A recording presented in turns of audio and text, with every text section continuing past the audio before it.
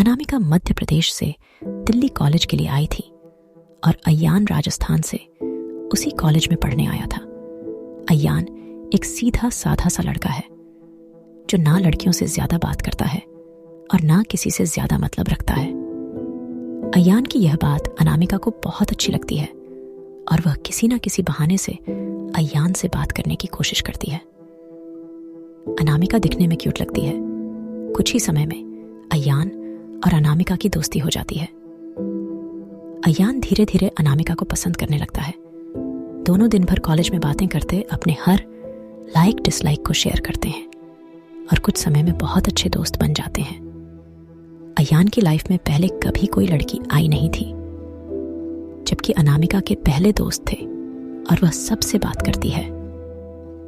अयान को यह पसंद नहीं था। एक दिन बातों ही बातों में अयान अनामिका को अपने दिल की बात बता देता है। अनामिका उससे एक दिन का वक्त मांगती और कहती है, मैं कल तुम्हें इसका जवाब दूंगी। अनामिका सोचती, जब अयान कॉलेज पढ़ने आया था तब वह सिर्फ पढ़ाई पर ध्यान देता था, पर अब उसका पूरा ध्यान मुझ पर रहता है।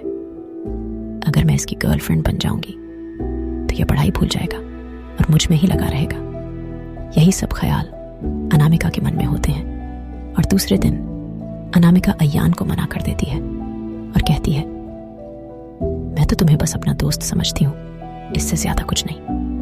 मैं यहाँ पढ़ने आई हूँ और कुछ करने नहीं। तुम चाहो तो मेरे दोस्त रह सकते हो। अयान दोस्ती के लिए मना कर देता है और अनामिका को बहुत समझाता है, लेकिन अनामिका कुछ नहीं सुनती। अयान को यह बात बहुत बुरी लगती है और वह अनामिका से बात करना बंद कर देता है। कुछ दिन कॉलेज भी नहीं आता है। अब अनामिका को भूलकर पूरा ध्यान पढ़ाई में लगाता है और ना किसी से ज्यादा बात करता है और ना मतलब रखता है। देखते देखते कॉलेज बीत जाता है और सब अलग अलग हो जाते हैं।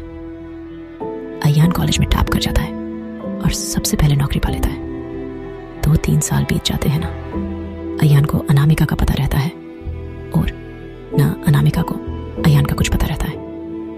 अयान अपनी कंपनी छोड़कर एक नई कंपनी में ज्वाइन करता है, जिसमें उसकी पोस्ट पहले से बहुत अच्छी और पगार दुगनी रहती है। जब अयान पहले दिन ऑफिस जाता है तो उसे पता चलता है अनामिका इस ऑफिस में उसकी जूनियर है।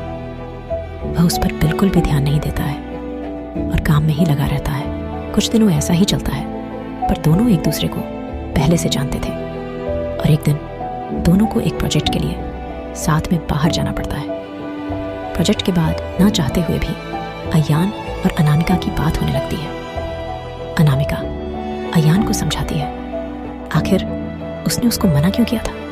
अयान को अनामिका की बात समझ आ जाती है और दोनों में गहरी दोस्ती फिर से हो जाती है। पूरे ऑफिस में दोनों की दोस्ती के चर्चे होने लगते हैं। अयान सीधा साधा लड़का रहता है, उसको ज्यादा कुछ समझ में नहीं आता है।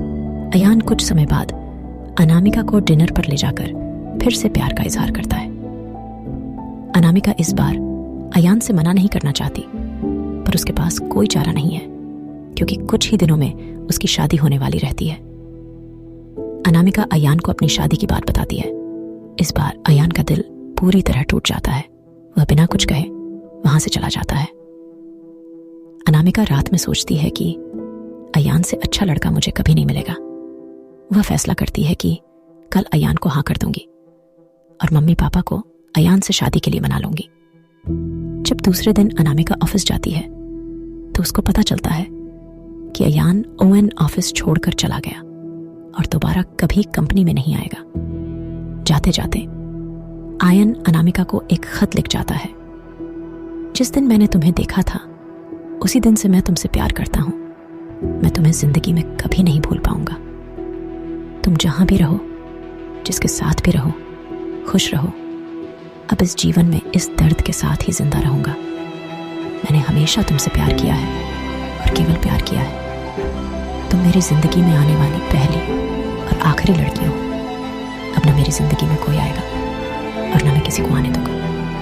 मैं बस अब तुम्हारी यादों में रहूंगा। आज के बाद पूरी जिंदगी में तुम्हें कभी अपनी शक्ल नहीं दिखाऊंगा।